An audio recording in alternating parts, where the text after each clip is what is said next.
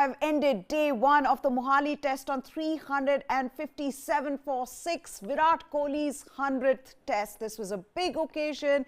He was felicitated by Rahul Dravid, who gave him a wonderful little, memento. It was a cap that was given to Virat Kohli. He had his wife Anushka Sharma with him, but when the action began, Virat Kohli fell 5 runs short of his 50. Though there was somebody who kept the crowds and all of us entertained, and that was Rishabh Pant. But there, take a look at those pictures. Wonderful pictures from Mohali of Virat Kohli participating or playing his 100th test. And I think it means a lot for Indian cricket, for Virat Kohli fans, because this is what Virat Kohli really has done. He has inspired a generation to like Test cricket. He's made Test cricket cool. And it was only fitting that he was honored in such a way. And the wonderful speech that we heard from Rahul Dravid as well, who said that, he should be proud of all his achievements for what he's done for the country, what he's done, how his journey has been. And that, as he said, in the dressing room, we say, double it up, and that's what we want from you. So wonderful moments, and you can see some of those pictures of Virat Kohli with Anushka Sharma when he was felicitated. So yes, coming back to the action, India have ended the day on 357 for 6. Virat Kohli fell 5 runs short of his 50, but we did see a scintillating innings from Rishabh Pant. Unfortunately, yet again, you saw Rishabh Pant getting out in the 90s. This is, in fact, the 5th time that Rishabh Pant's gotten out in the 90s in his career, only behind Sachin Tendulkar and Rahul Dravid. So that is incredible by Pant, the kind of innings that we saw from him. But yes, in the end, India would be happy. It really was like India being on a runaway train, just got off to a really quick start, and then from there on, 357 is what India scored at the end of day one. I have with me Nikhil Narayan here, who is actually in Mohali, and he watched the match, his debut match. So I'm going to come to him, but I also have Shubhayan here with me in the studio. Let's start with Nikhil. A lot was being talked about how the buzz was going to be, this being Virat Kohli's 100th test. Tell us what it was like. We will, of course, get to the action in a while, but tell us what that was like. Yeah, Ameya, starting from my train journey, the Shatabdi I took yesterday, I bumped into 7 Kohli fans who were traveling from Delhi to Chandigarh only for the match. One of them even forgot that the match is against Sri Lanka. I mean, he was a young boy. He only cared if Virat Kohli will score his 71st international done or not. When I reached the Chandigarh stadium, there were hoardings, a few hoardings of Virat Kohli in some of the billboards around the train station in Chandigarh. The taxi guy also knew that Virat Kohli is going to be playing his 100th test on my way to the hotel. So there was a sense of excitement, although subdued excitement, not the one the great Sachin Ramesh Tendulkar had 20 years ago when he played his 100 tests at the Oval. There was no renaming of the cricket stadium like it was again done for Tendulkar in Bombay. And there was no BCCI president was there when Kohli sort of was facilitated today by Rahul Dravid in the presence of his wife. But it was a very emotional moment for Virat Kohli and for all the journalists also in the press box. A lot of them were talking about Kohli with fondness, whatever has transpired in the last 3 months. He's one of the greatest batsmen in the history of the sport, and all of them are sort of talking about how he does deserve a felicitation. Maybe it should have been, on a larger scale than it was. But yes, there was a sense of excitement, anticipation. I mean, not as much as the last time when I visited Mohali in 2011 for the semi-final against Pakistan in the World Cup. But not every day does a batsman play 100 tests. Only the 12th batsman in India's test cricket history to reach that landmark. So yes, there was excitement, subdued excitement, but there was some anticipation before the match started. I did think, given that this all happened at the last hour, that there was enough crowd. And, you know, we've seen this in the past as well with a lot of other matches that I've had conversations with journalists about how Mohali is one place where it's really difficult to get crowds, especially for Test cricket. So to be able to see people come in for Virat Kohli, that was wonderful to watch. But I think what was also wonderful to watch today was Rishabh Pant. Just the kind of excitement you felt when he was batting, it almost felt like suddenly the Test match had come alive. And this, I'm saying this after we'd seen some good starts from, you know, Rohit Sharma, for that matter, even the way Hanuma Vihari batted. But just Rishabh Pant changing the whole game, isn't that so, Shubhayan? Wonderful innings and heartbreaking, and you could see that on his face. He really was struggling to even get off the field. Somebody should have just come and taken him off because he was taking forever to get off. And then, of course, the way he was sitting with Rohit Sharma, just completely dejected. But wonderful innings. He can be very proud of how he played. Absolutely, a crackerjack of a knock, I would say, from Rishabh Pant. Again, before Rishabh Pant even walked out to bat, I wrote a tweet that God save Lasith Embuldenia from Rishabh Pant, and that is what we saw today.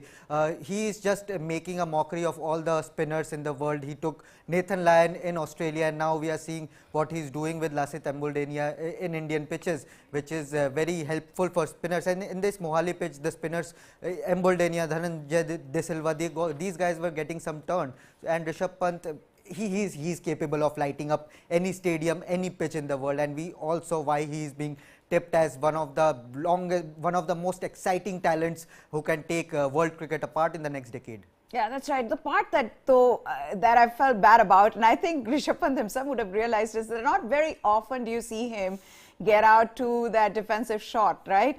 And so you feel, and I felt that maybe Rishabh Pant was feeling the same thing, that, you know, I might as well have gotten out to something more cheeky than the way I got out, because, you know, to now get out 5 times in his career, Nikhil, in the 90s, I mean, he could have had 5 more hundreds to the 4 that he already has.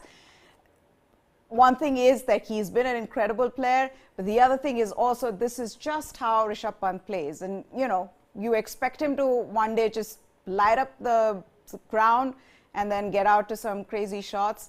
Today was just he was trying to be defensive but got out. Yeah, I mean, in Rishabh Pant's defense, if he would have, got perished playing an attacking shot, then all of us, all the journalists would have been, breathing down his neck that, why does Pant, why is he reckless? Why does he always have to go for the aggressive shots?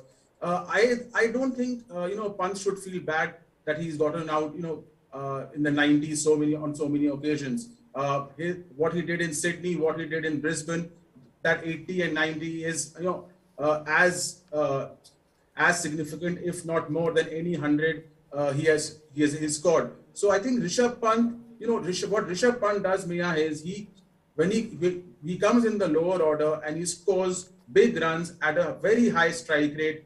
His career strike rate is in the 70s and changes the course of the match in the matter of a session. That's what he did again today. When he joined Jadeja, the match was in the balance. Sri Lanka had fought back, but from 50 of 75 balls, he scored his next 46 of just 22, completely sort of ripping apart the 2 Sri Lankan spinners. And therefore, India now have ended the day 357, which is amongst the highest scores on day 1 batting first, and are in a commanding position. If not for Pant's knock, I would have, said that the match is in balance after the opening day's play. But that's what Rishabh Pant does. Something on the lines of what Adam Gilchrist did so successfully for Australia in the early 2000s. That's right. But also, before this match started, a lot of conversation was about the number 3 and number 5 position for India. This is, in fact, the first time in 11 years, Shubhayan, that we're not seeing Cheteshwar Pujara and Ajinkya Rahane in the team. So, of course, big shoes to fill, as people have been saying. But how did you think Hanuma Vihari did? Because he played well, but to be able to cement that position at number 3. First of all, do you think that he deserved to be at number 3? Because I think he did. And secondly, does it come down to just scoring big runs now? Because at the end of the day, there is so much competition. Yep. And a 50 just you wouldn't be able to cement your place. Absolutely. As we have been saying in so many of our shows, that the competition in Indian cricket is at its peak. Hanuma Vihari, although he deserves all the spot, he played some couple of good knocks in Ranji Trophy before joining the Indian team, and he looked in good rhythm. And today also, in his half century, he looked composed. He had that calming influence when Virat Kohli was a bit nervy earlier in his innings. So between the two of them, I thought Hanuma Vihari was far more fluent. That sort of assurance is what Hanuma Vihari brings. And although I was a bit surprised that Team India didn't go with Shubman Gill in today's match, but Hanuma Vihari with 58, if he can follow it up with a 70 or 100 in the next innings, then we can say that, okay, Hanuma Vihari is the guy, because in Indian pitches, the runs come easy, I would say, for Indian batters. Which is what was surprising, that India did end up getting to 357 without 100 from anybody, and everybody got the starts, and somehow I feel like T20 is playing a role in that, where you're not getting to see big daddy hundreds that you're used to seeing on Indian pitches. But the other person who will be ruining his chances Shreyas Iyer, because like Shubhayan was saying, Nikhil, there are just those many opportunities. There are people who India would be looking at to form that core now with Cheteshwar Pujara and Ajinkya Rahane out. For players like Shreyas Iyer, every opportunity is important.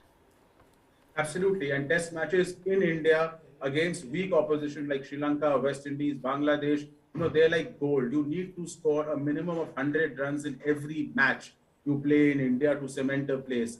I would have played Shubman Gill at 3 and not Vihari. But I understand that is unfair to Vihari, just because Shubman Gill, can completely take the match away from the opposition. Vihari doesn't have those qualities, but Vihari brings you the same quality that Pujara did of resilience, attaching a price on his wicket, which is essential for India in Sena countries. And you obviously can't have two number 3s in India and overseas. So therefore, I understand India needs a Pujara come Dravid type of batsman number 3, and therefore Vihari is the man.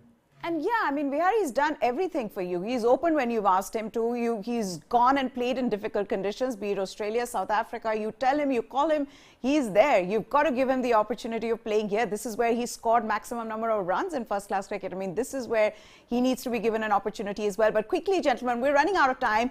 What are you expecting from India? What's the score that India will score? Let's start with Nikhil and then Shubhayan.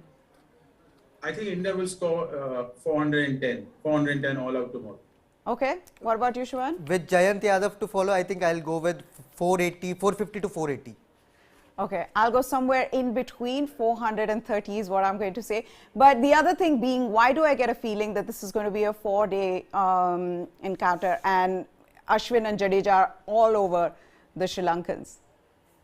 Nikhil? I think it will be a 3.5-4-day encounter. The only hope is that we get to see Virat Kohli once again in Mohali, and he can score a few more runs than he scored in the first innings.